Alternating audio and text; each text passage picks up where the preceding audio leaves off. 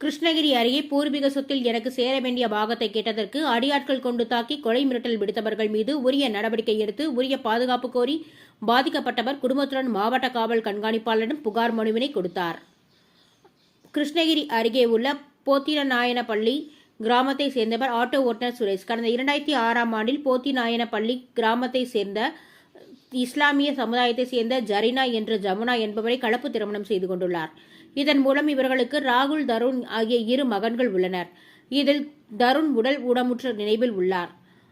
இந்த நிலையில் இவர்கள் கலப்பு திருமணம் செய்து கொண்டதால் தனக்கு சேர வேண்டிய பூர்வீக சொத்தில் பங்கு கொடுக்காமல் உடன் பிறந்தவர்களான கல்பனா, பாக்கியலட்சுமி, ஆனந்த், நிர்மலா ஆகியோர் முரண்டு பிடிப்பதோடு தங்களை தாக்கியதோடு அடியாட்கள் வைத்து கொலை மிரட்டல் விடுத்து வருவதாக கூறப்படுகிறது. இதனால் பாதிக்கப்பட்ட சுரேஷ் தனது மனைவி, குழந்தைகளுடன் தனக்கு பாதுகாப்பு கேட்டும் பூர்வீக சொத்தில் தனக்கு சேர வேண்டிய நிலத்தினை பெற்றுத் தருமாறு மாவட்ட காவல் கண்காணிப்பாளர் தங்கத்துரை சந்தித்து புகார் மனுவினை கொடுத்தனர். இதுகுறித்து சுரேஷின் மனைவி ஜரீனா என்ற ஜமுனா தெரிவிக்கையில், கலப்பு திருமணம் செய்து கொண்டதின் விளைவாக தனது கணவருடன் பிறந்தவர் பூர்வீக சொத்தில் பங்கு கொடுக்காமல் தங்களை வீடு புகுந்து தாக்குவதோடு அடியாட்கள் மூலம் கொலை மிரட்டல் விடுத்து வருகின்றனர். ஏற்கனவே மாற்றுத்திறனாளி குழந்தையுடன் மிகவும் வறுமையில் வாடி வருகின்றோம். இந்த நிலையில் கலப்பு திருமணம் செய்து கொண்டதினால் தனது கணவருக்கு சேர வேண்டிய நிலத்தினை தர மறுக்கின்றனர். ஆகையால் மாவட்ட காவல் கண்காணிப்பாளர் உரிய விசாரணை மேற்கொண்டு கொலை மிரட்டல் விடுத்து வருபவர்கள் மீது உரிய நடவடிக்கை எடுத்து தங்களுக்கு பூர்வீக சொத்தில் சேர வேண்டிய பங்கினை பெற்றுத் தருமாறு கோரிக்கை விடுத்தார். போத்தனான்பள்ளியிலேருந்து வந்திருக்கிறோம். என் பேர் ஜமுனா. நாங்கள் கலப்பு திருமணம் பண்ணிக்கணும். நாங்கள் முஸ்லீமு, அவர் நாயுடு.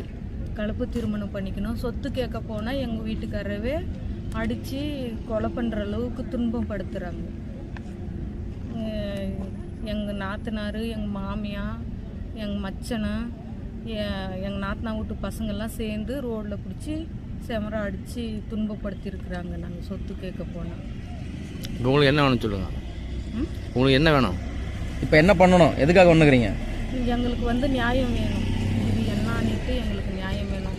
இல்லையாவது இந்த 2 குழந்தைங்கள வச்சுன்னு நான் எங்கேயும் போகவும் முடியாது, என்னால் எதுவும் செய்யவும் முடியாது. எனக்கும் உடம்பு சரியில்லை. எங்களுக்கு உயிர் பாதுகாப்பு வேணும். நாங்கள் அதனால தான் எஃப்சி ஆஃபீஸுக்கு வந்திருக்கிறோம்.